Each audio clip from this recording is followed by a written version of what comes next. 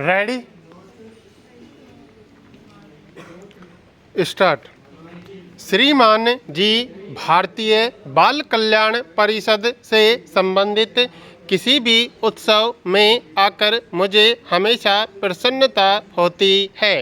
शायद ही ऐसा कोई रचनात्मक काम हो जिसका संबंध बालकों के कल्याण से न हो।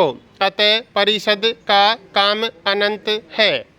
साथ ही साथ अर्थभाव और प्रशिक्षित व्यक्तियों की कमी जैसी कठिनाइयों से मैं बराबर परिचित हूँ। जो कोई भी नया काम प्रारंभ करने के रास्ते में आती है और कभी-कभी तो पुराने कामों को चला पाना भी कठिन हो जाता है। हमारे जैसे विकासशील देश में इन कठिनाइयों से नहीं बचा जा सकता। इनसे बचने का सबसे अच्छा रास्ता यह है कि हम कुछ चुने हुए कार्य क्षेत्रों में ही अपना ध्यान लगाएं। बाल कल्याण कार्य में भोजन अथवा बच्चों के लिए उचित पोषाहार की व्यवस्था को सबसे ऊंची प्राथमिकता मिलनी चाहिए। भोजन तथा पौष्टिक आहार के बिना कोई और कार्यक्रम संभव नहीं। सच बात तो यह है कि इसके अभाव में लोगों के जीवन और स्वास्थ्य को ही खतरा है। मैं चाहती हूँ कि स्कूली बच्चों को खाना देने का कार्यक्रम पूरे देश में चलाया जाए।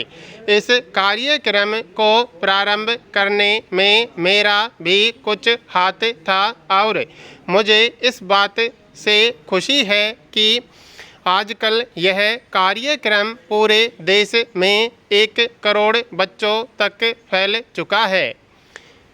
इसके बाद प्रतिभावना और ज़रूरतमंद बच्चों के लिए छात्रवृत्ति और भत्ता देने का कार्यक्रम आता है। हमारा प्रयास यह होना चाहिए कि जो योग्य है उन्हें अपनी योग्यता का पूरा उपयोग करने का अवसर मिले।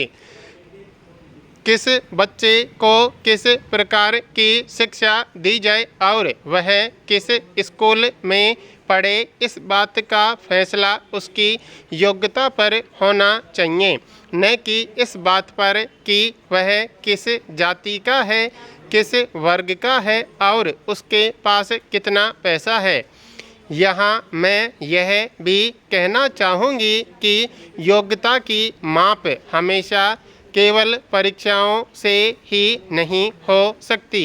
बहुत से बच्चे हैं जिनका विकास धीरे धीरे होता है और उनके पास ऐसे गुण होते हैं जिनसे उनका या देश का भला हो सकता है, किंतु वे आम परीक्षाओं में उतने अच्छे नहीं रहते।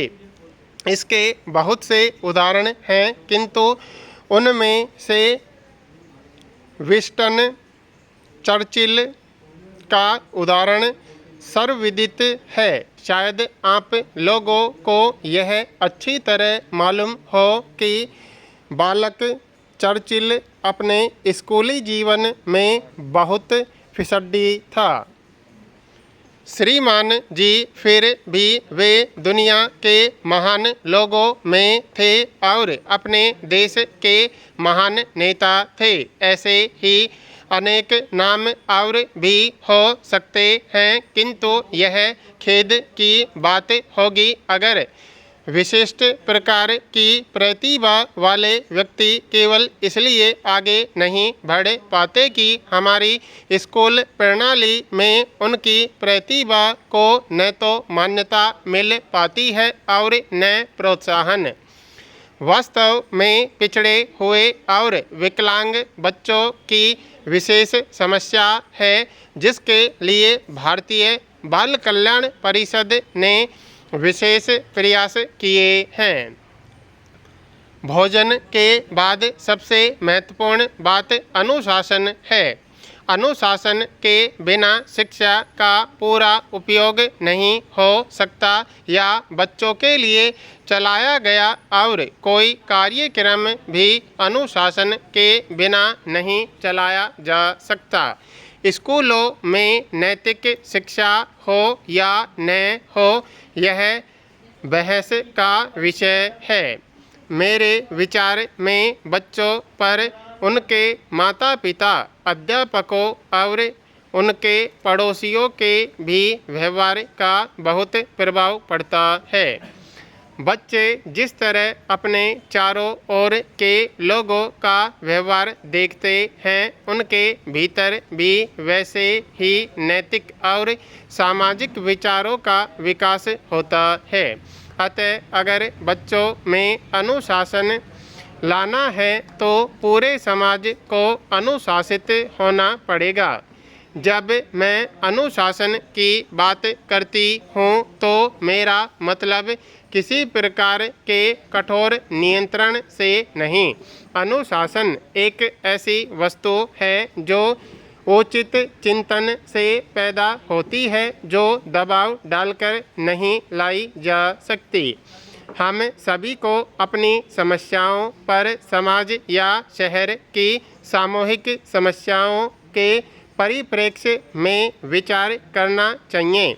समाज या शहर को अपनी समस्याओं को राज्य की समस्याओं के परिप्रेक्ष्य में देखना चाहिए और राज्यों को अपनी समस्याओं पर राष्ट्रीय समस्याओं के परिप्रेक्ष्य में विचार करना चाहिए।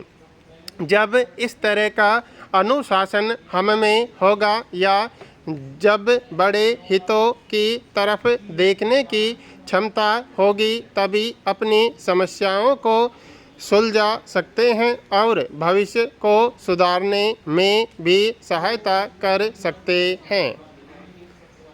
एक समस्या जो वास्तव में बड़ों की समस्या है, किंतु जिसका प्रभाव बच्चों पर बहुत पड़ता है, वह है शहरों में गंदगी। गंदी बस्तियों की समस्या।